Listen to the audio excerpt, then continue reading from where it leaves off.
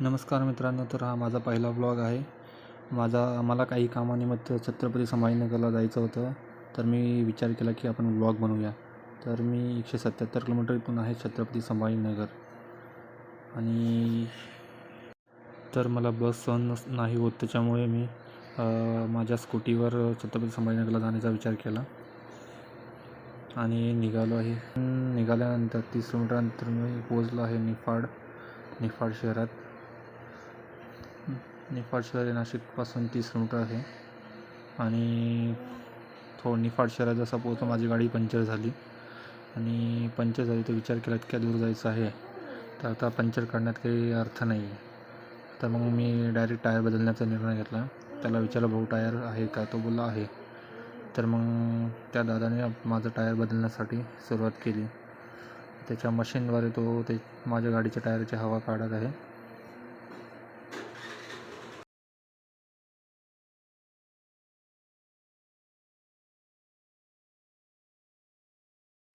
माझं टायर हे ट्यूबवालं असल्यामुळे आता परत मी ट्यूबलेस टायर टाकण्याचा विचार केला आहे. तो बोला ट्यूबलेस टाकता येईल का बघतो, चेक करतो. आणि तो बोलला हो, ट्यूबलेस टायर टाकता येईल. तर मग मी ट्यूबलेस टायर टाकत आहे. आणि ते आता रिंग घासून तो पूर्ण क्लीन करत आहे. ट्यूबलेस टायरसाठी रिंग पूर्णपणे घासावं लागते असं बोलला तो.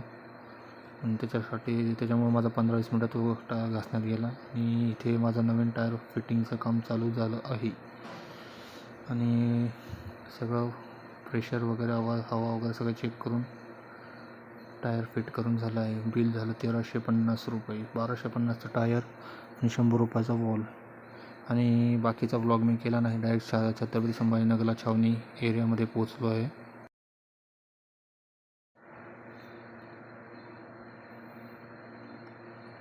आणि दरवेळेसप्रमाणे छत्रपती संभाजीनगरमध्ये पोहोचल्यानंतर छत्रपती शिवाजी महाराजांची या मूर्तीचे दर्शन घेतल्याशिवाय मी राहत नाही.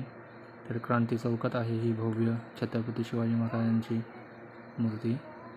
आणि छत्रपती संभाजीनगरमध्ये पोहोचल्यानंतर थोडासा मोठा ज्यूस पिऊन घेऊ. तर ज्यूस पिला आणि तितक्यात माझ्या मित्राचा कॉल आला. माझं काम संपलं होतं, त्याच्यामुळे मग मित्रासोबत थोडासा प्लॅन आमचा चेंज झाला. तो बोलला, चल घरी आपण बसूया. मग थोडंसं आम्ही रात्रीचं कार्यक्रम संपवला आणि माझंच काम झालं. हा माझा मित्र म्हणजे भाऊचा आहे.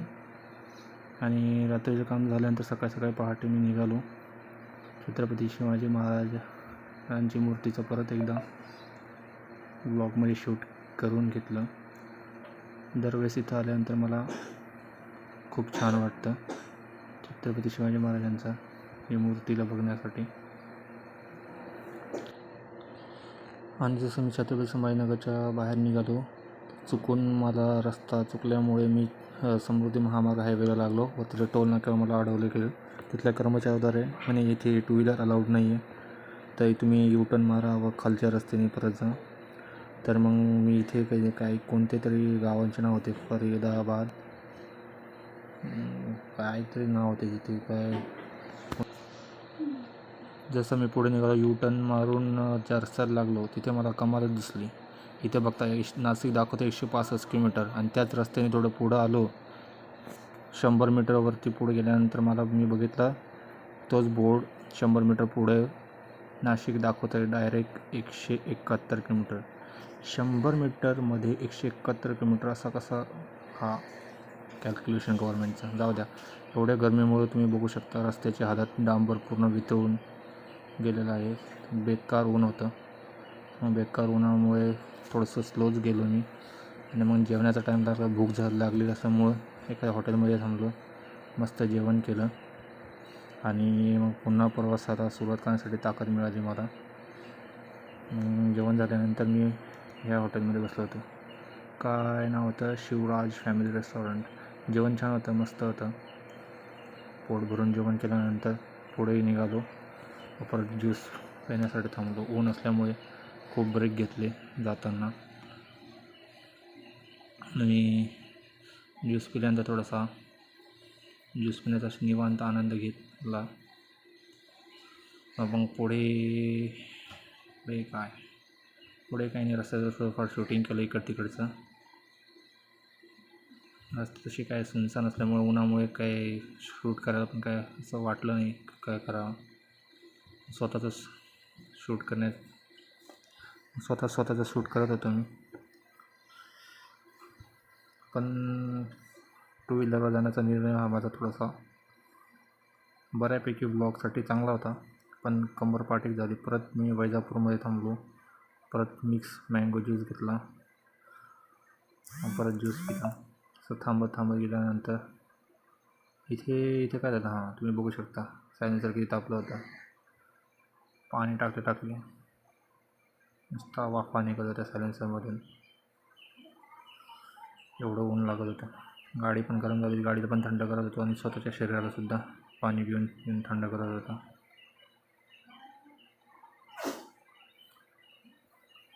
बघू शकता मी इथे येवल्यामध्ये थांबलो होतो. मागे बघू शकता तुम्ही येवला पैठणी पर्यटन केंद्र होतं. पुढे परत आल्यानंतर अजून सायलेन्सर पाणी टाकलं, कारण गाडी खूप जास्त तापल्यामुळे स्पीड पण पकडत नव्हती. तुम्ही बघू शकता किती गाडीतून वाफा निघत आहे. आणि गाडी जास्त गरम झाल्यामुळे थोडंच पुढे गेल्यानंतर गाडी डायरेक्ट बंद पडली आणि मला 1.5 ते 2 किलोमीटर धक्का मारत जावं लागलं. मग नशिबाने एका ठिकाणी गॅरेज भेटलं. तिथे त्यांनी पूर्ण कार्बोरेटर वगैरे ओपन केलं आणि सांगितलं की कार्बोरेटरमध्ये काहीतरी पंप आहे त्याच्यामध्ये होल पडला होता. तसं ते काम केलं. 1.5 तास तिथे गेल्यानंतर मी पोचलो जवळपास निफाडच्या पुढे चांदोरी गावाजवळ. तिथे थोडासा ब्रेक घेतला, थोडासा सनसेट गोल्डन अवर्सचा आनंद घेत फोटोज काढले आणि थोडे पुढे आलो लाखलगावला. तिथे चालू होती कुस्ती स्पर्धा. मग कुस्ती स्पर्धा बघण्याचा मोह आवरला नाही, तर तुम्ही पण बघून घ्या कुस्ती स्पर्धा जी लाखलगावला चालू होती, जिथे मी पूर्ण ब्लॉगमध्ये कुस्ती स्पर्धा शूट केली आहे. बघू शकता तुम्ही.